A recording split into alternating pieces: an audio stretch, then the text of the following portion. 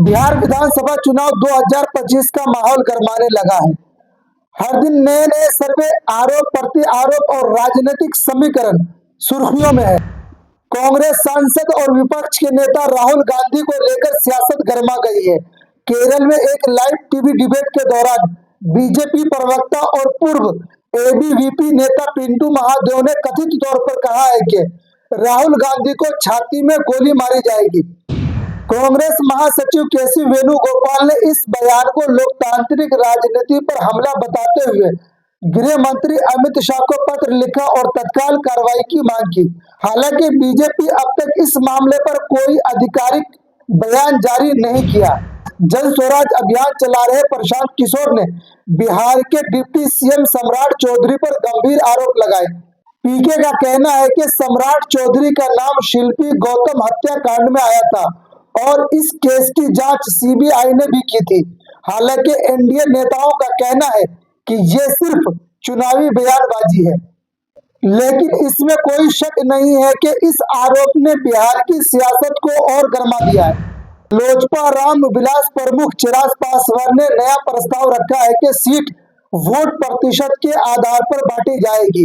इससे जेडीयू और बीजेपी दोनों के लिए मुश्किलें खड़ी हो गई है, क्योंकि हर दल अपने अपने जन आधार के हिसाब से वोट सीट चाहता है। कांग्रेस नेता जयराम रमेश ने बीजेपी और अमित शाह पर करारा हमला बोला है। उनका कहना है कि बीजेपी वोट चोरी और वोट रेवड़ी की राजनीति कर रही है। कांग्रेस का दावा है कि बिहार की जनता इस बार बीजेपी की साजिश को नाकाम कर देगी। बीजेपी ने टिकट वितरण में सख्ती दिखाने का मन बना लिया है। सूत्रों के मुताबिक 18 से ज्यादा बागी विधायकों का टिकट कट सकता है। कहा जा रहा है कि अमित शाह की लिस्ट में इन नेताओं का नाम पहले से दर्ज है। पार्टी इस बार किसी भी हालात में जोखिम नहीं उठाना चाहती।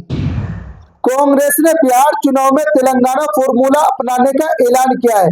पार्टी ने 10 गारंटी का वादा किया है और डेटा आधारित प्रचार रणनीति पर जोर दिया है। साथ ही बूथ स्तर तक संगठन को मजबूत करने पर खास ध्यान दिया जा रहा है। बीजेपी ने बिहार चुनाव के लिए 45 सदस्य चुनाव अभियान समिति बनाई है।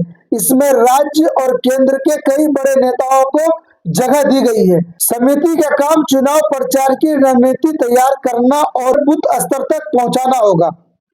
लोकपोल सर्वे ने चुनावी तस्वीर को और रोचक बना दिया है।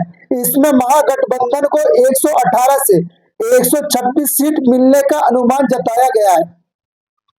वहीं एनडीए को 105 से 114 सीटों तक सीमित बताया गया है।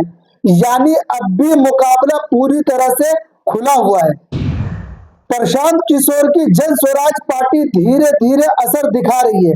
खास तौर पर पटना जोन और शहरी इलाकों में इस पार्टी ने ऊपरी जातियों के वोट बैंक में सेंध लगाई है।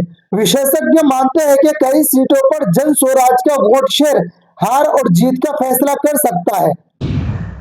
तो कुल मिलाकर बिहार विधानसभा चुनाव 2025 का समीकरण हर दिन बदल रहा है।